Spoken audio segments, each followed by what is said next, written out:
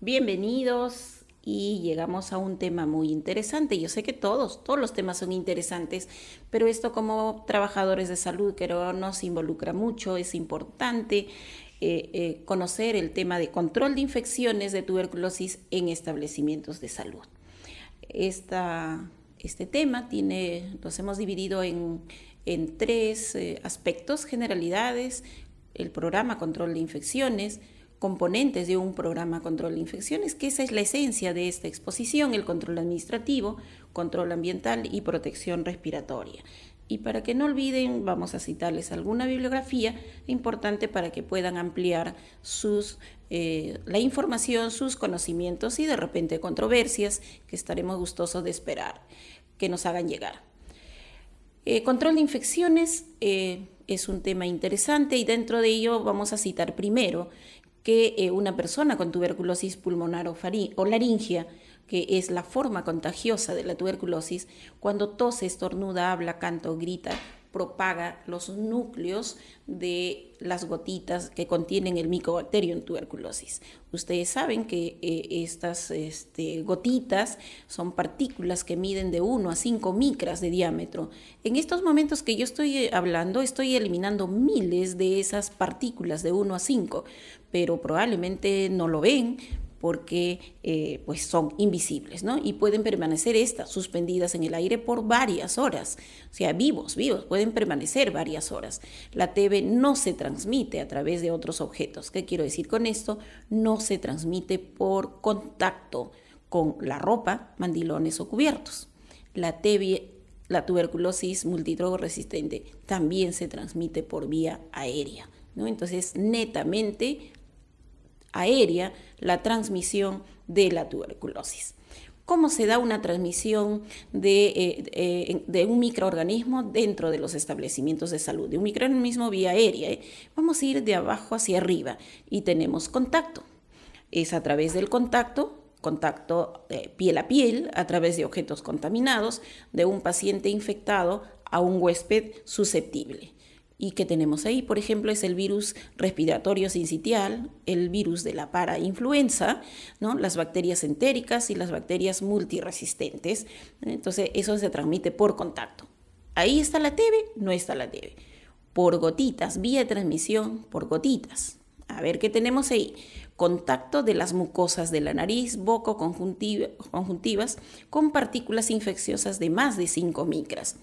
¿Qué microorganismo identificamos ahí? El virus de la influenza, el adenovirus, la Neisseria meningitidis y la Bordetella pertussis. Pero les voy a traer lo que recientemente está sucediendo, el virus de la influenza.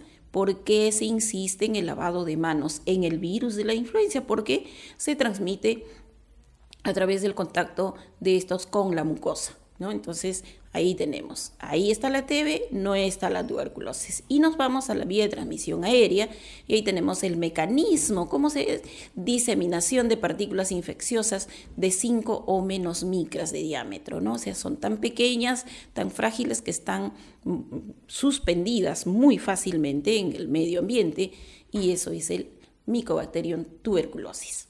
¿Ok? Creo que está claro la transmisión de microorganismos al interior del establecimiento. Entonces ahí nos está diciendo, lávate la mano y arriba te está diciendo, protégete de la transmisión aérea de esos que están suspendidos en el medio ambiente. Y eso lo vamos a ver en el transcurso de esta presentación. Los factores que determinan el riesgo de infección por mycobacterias, ¿cuáles son? Los núcleos de las gotitas que están suspendidas en el aire, suspendidas. La duración de la exposición. Si yo estoy más tiempo con una persona que tose, definitivamente mayor número de gotitas que están ingresando a mi organismo, con todos los microorganismos que está ahí, que ya hemos dicho, tuberculosis. Las características del paciente, si es una persona que tose 2-3 veces en un rato, no hay problema, pero si tose muchas más veces, más bacilos estará eliminando. Los factores ambientales, tose, pero los ambientes son cerrados, no hay ventilación, no hay recirculación de aire, entonces hay garantía de que las gotitas infecciosas están en el aire. Si yo ingreso a ese ambiente, los voy a respirar definitivamente, ¿ok? Entonces ahí tenemos esos factores de riesgo que determinan la infección con el Mycobacterium. La magnitud del riesgo también va a variar y eso va a depender ¿de qué? Del tipo de establecimiento. ¿Dónde me infecto más? ¿En un centro de salud o en un puesto de salud o en un hospital? Probablemente ustedes me dirían un hospital, porque hay mayor afluencia de personas, mayor concentración de personas y mayor número de personas que eliminan estas gotitas. La prevalencia de tuberculosis en la comunidad, donde hay menos casos de tuberculosis, menos riesgo de inhalarlas. Donde hay mayor carga de tuberculosis, mayor riesgo, ¿no? Mayor magnitud del riesgo. Población de pacientes atendidos. Ya decía, un hospital atiende mucho más personas que un establecimiento de salud 1112. Grupo ocupacional de trabajadores de salud. Dentro del establecimiento, ¿quiénes tienen mayor riesgo de hacer la enfermedad? Y lo voy a decir así, son las personas de los servicios de emergencia, consultorios externos, que el personal que trabaja, por ejemplo, en sala de operaciones, pediatría, ¿no? Área del establecimiento de salud. El área del establecimiento de salud, si es cerrado, no hay ventilación, o no tenemos la costumbre de abrir ventanas o 2 ventanas para que haya ventilación cruzada. Efectividad de las intervenciones del control de infecciones en tuberculosis, como por ejemplo, si mi establecimiento, todo el personal conoce sobre tuberculosis, es mucho más fácil identificarlas y lo que habíamos mencionado es detección diagnóstico oportuno. O que si todos saben que hay que abrir puertas y ventanas, todos lo van a abrir, ¿sí? Entonces, y aquí con esta imagen quiero mostrarles, mire que cuando uno habla, si es que fuera BK positivo, tenemos de 0 a 200 bacilos. Si toses, se incrementa en el número. Y miren cuando estornuda. Y cuando estornuda viaja a mayor velocidad y se va a muchos más espacios, ¿sí? Entonces, programa de control de infecciones. ¿Cuál es su objetivo principal de este programa? Es un programa, lo que nosotros le estamos dando es información, ¿no? Gruesa. Dice, un programa debe estar centrado en ¿dónde? En la detección oportuna de los casos de tuberculosis, en la separación temprana, o sea, el aislamiento posible, ¿no? Del sintomático respiratorio o de aquel que ya tiene tuberculosis positiva y tiene que estar hospitalizado, una sala especial, y la administración de tratamiento a las personas, desde su dosis 1 hasta la dosis 104, que es ahora la TB sensible, por ejemplo. Todas las dosis que corresponden debe recibir. Y se basa en 3 medidas de control. Esto me gusta, me encanta. Así que atención con este tema. ¿Cuáles son esas 3 medidas de control de infecciones? Y las vamos a citar por prioridad, porque ese es un tema interesante. Por prioridad. ¿Cuál es la primera prioridad? El control administrativo. ¿Y cuál es su objetivo? Reducir la exposición del trabajador y pacientes al Mycobacterium de tuberculosis. Acá estamos hablando de establecimiento de salud, ¿eh? Entonces, si yo tengo una persona enferma con tuberculosis que está caminando por todos los servicios, está exponiendo a los trabajadores y a las otras personas que acuden al establecimiento de salud. Entonces hay que reducir esa exposición, eso se llama control administrativo. Lo vamos a describir más adelante. Segunda medida de control es el control ambiental. Miren, prioridad segunda, control ambiental. Su objetivo es reducir la concentración de las partículas infecciosas y dirigir su movimiento en ambientes de atención de pacientes con tuberculosis. Dirigir su movimiento, o sea, donde hay pacientes con TB hay que movilizar ese aire que está ahí, no dejar que se concentre. Prioridad tercera, miren, prioridad tercera, protección respiratoria. Protege al personal de salud en áreas donde los núcleos de gotitas infecciosas no pudieron ser reducidas por los otros 2 controles anteriores. Y a veces muchos de nosotros damos prioridad a protección respiratoria y no le damos a la primera, que es control administrativo. Pues entonces ahora nos toca describir, ¿no?, un poco más amplio lo que es el control administrativo. Medidas de control, y hemos dicho, son medidas de gestión que buscan reducir el riesgo de transmisión de la tuberculosis al disminuir la exposición del trabajador de salud y de las personas que acuden al establecimiento, ¿no? ¿Cuál es? Estas fotografías nos dicen lo típico que es un establecimiento de salud. Miren ustedes la primera fotografía a la derecha, cantidad de personas conversando, esperando, esperando su consulta, esperando que lo llamen, o esperando una cita, o esperando un resultado. Y van a tener dentro de ese grupo a esta persona, por ejemplo, que tiene tos y expectoración. Y miren cómo se protege de la tos, la manito, ¿no? Probablemente ustedes han visto una de estos ambientes que dice unidad recolectora de esputo. Debe tener, todo establecimiento debe tener esa unidad. Y la ven ustedes afuera, abierta, ventilada. Y todos debemos identificar entonces a esta persona que tiene tos y expectoración, darle ese frasquito para que recolecte su muestra de esputo. ¿Ok?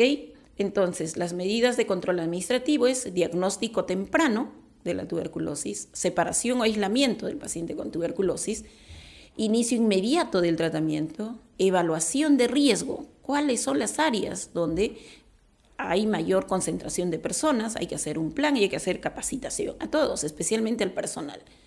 Y separación e aislamiento estamos hablando, si yo identifico una persona con tos y expectoración, así haya llegado al último, es al primero que tenemos que atender. Le tomamos su muestra, le atienden, recolectamos la muestra y él sale del servicio y se va a casita.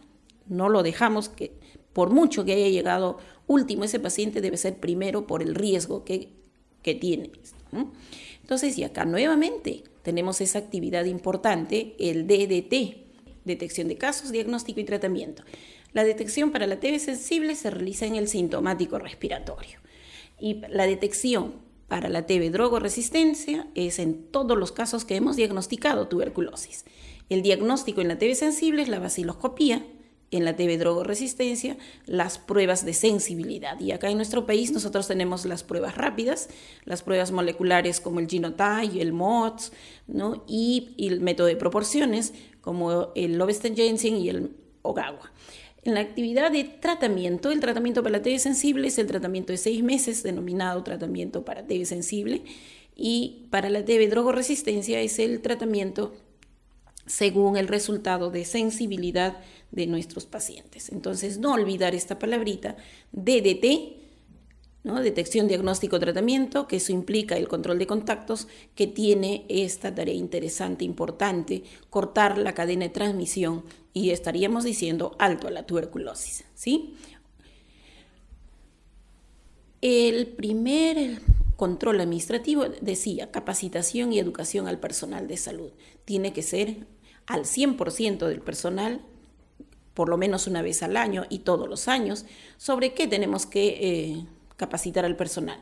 Transmisión y patogénesis de la TB, estas medidas de control de infecciones, porque es importante que detecten sintomáticos respiratorios todos.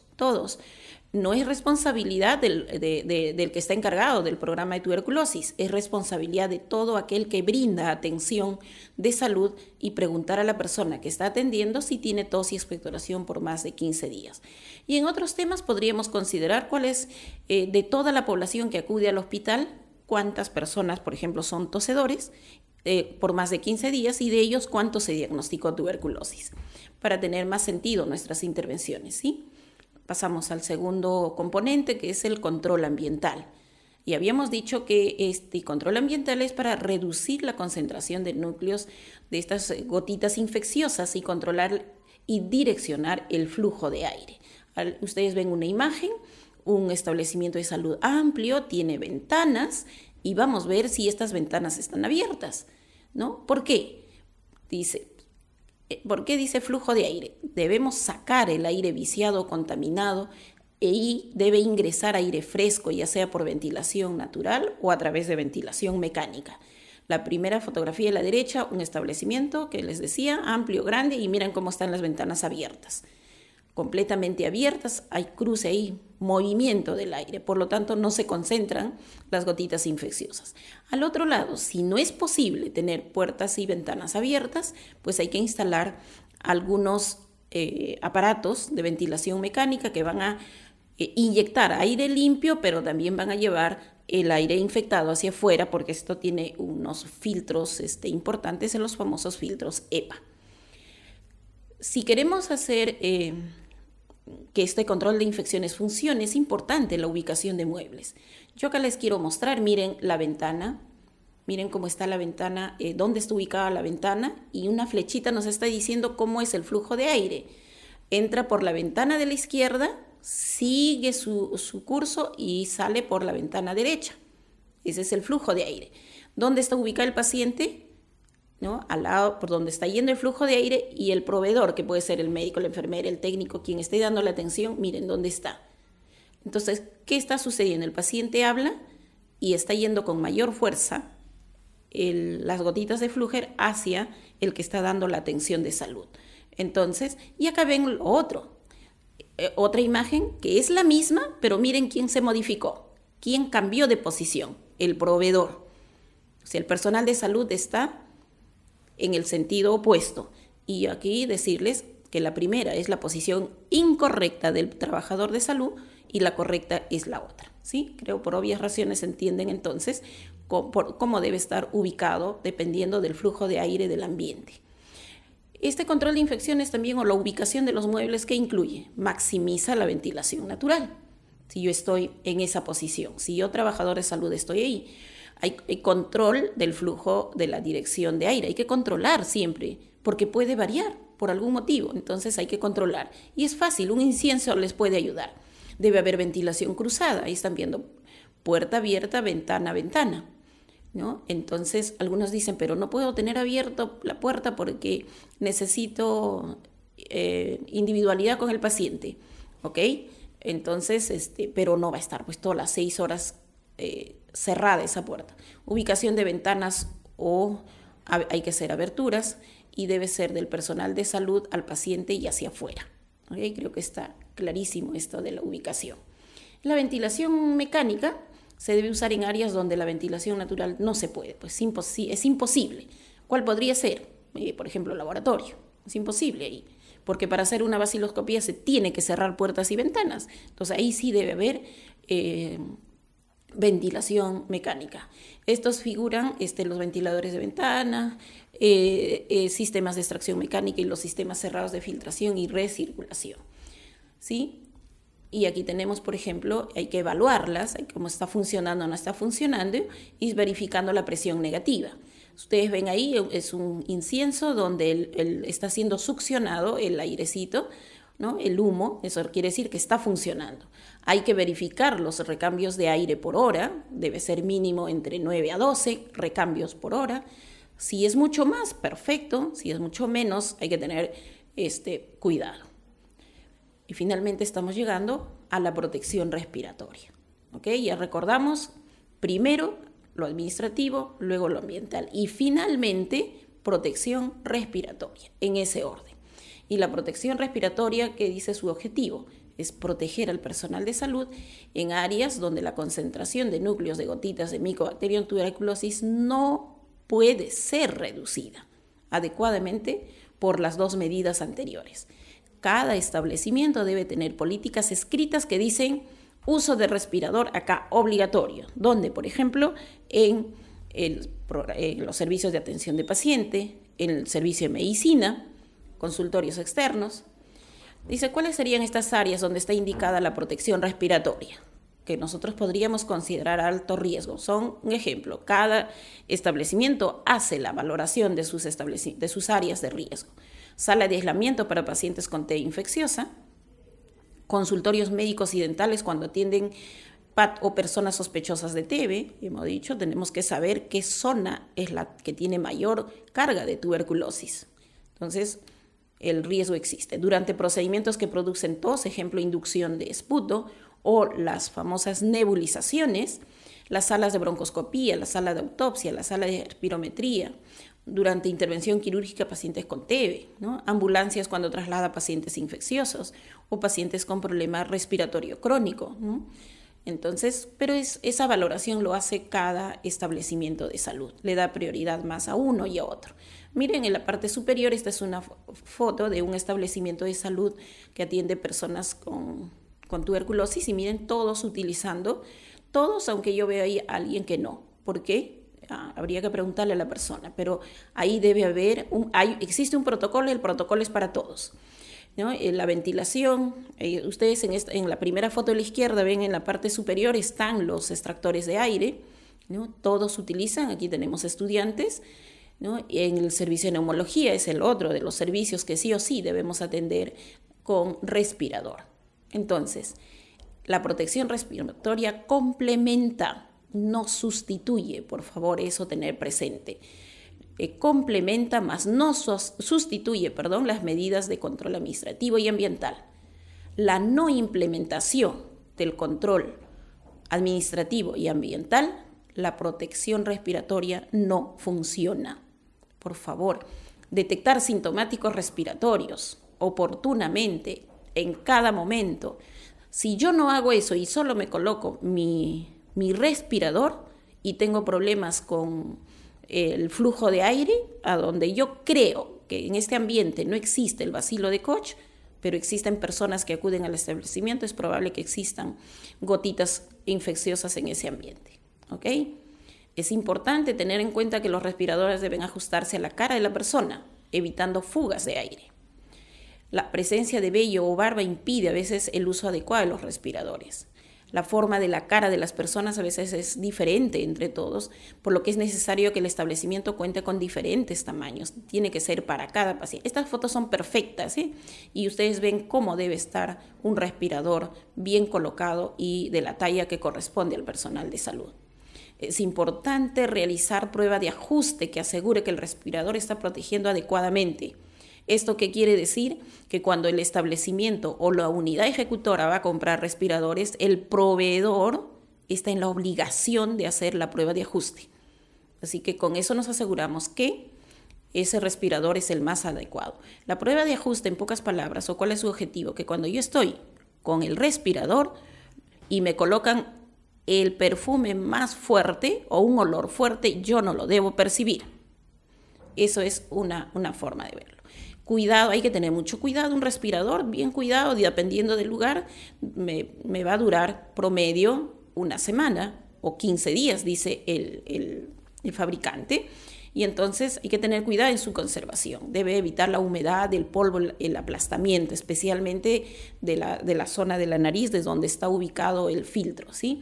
Y deben ser guardados en lugar limpio, seco, nunca en bolsa de plástico. Recuerden que ustedes han estado respirando, que si lo colocan en bolsa de plástico, ¿qué va a hacer? Se va a humedecer y la humedad es un medio cultivo para el hongo. Y ese hongo va a destruir el filtro. Después del uso del respirador, ¿qué debe hacer el personal? Examinar, asegurarse que está en buenas condiciones su respirador, ¿no? Su estructura, su función, revisar que el plástico no haya perdido elasticidad. Yo me refiero al elástico que sujeta al respirador, eso tiene que estar bien. Revisar que el dispositivo metálico que se ajusta a la nariz esté funcionando adecuadamente. Si no tiene esas condiciones, pues tiene que cambiarse de respirador. Esto es una fotografía que es frecuente, probablemente ustedes también tal vez hicieron lo mismo, ya sé que de hoy en adelante ya no. Mire dónde está el respirador en la señorita, está en el cuello y luego se lo va a levantar, pero ya lesionó. ¿Qué lesionó? Probablemente la zona de la nariz donde está el filtro. Y estas colgaditas que nos está haciendo, que está el elástico haciéndose cada vez más frágil y por lo tanto ya no va a ajustar. Hablemos ahora de las mascarillas. La mascarilla no ha sido diseñada para proteger contra la inhalación de partículas infecciosas. Esta es la mascarilla quirúrgica. Este es uno de los colores. Aquí tú vas a sentir todo, ¿no? Lo saben ustedes. Y eso para quien es entonces las mascarillas, el respirador, el lado derecho, el verdecito, es para evitar que ingrese el Mycobacterium tuberculosis que está en el aire. Y lo dice N95 porque 95% que evita que ingresen esas partículas de 0 a 3 micras de diámetro. Entonces, el respirador es para que no ingrese el microbio que está en el medio ambiente al organismo de la persona. Y la mascarilla común es para aquel que ya tiene el microbio en su organismo y queremos evitar que propague, que al toser, al hablar, no viaje espacios mucho más grandes, ¿no? Usadas, se dice, en pacientes infecciosos y cuando hay sospecha de que la persona puede contagiar. O sea, ahí no es que el paciente no necesita el N95 para evitar que ingrese el bacilo, ya lo tiene. Solo queremos que no lo disperse a mayor espacio. Si vas a utilizar un respirador, úsalo bien. Si no, no lo utilices. Lo único que estás haciendo es creer tú que te estás protegiendo y no lo estás haciendo. existen en los establecimientos afiches como esto que te indican cómo te debes utilizar correctamente un respirador. De igual manera, los invito a alguna lectura obligatoria, a una lectura complementaria que te habla sobre este tema y puedes ampliar mucho más tus conocimientos o tus dudas y las haces llegar a través de los coordinadores de tuberculosis de cualquier establecimiento de salud. Muchísimas gracias y hasta pronto.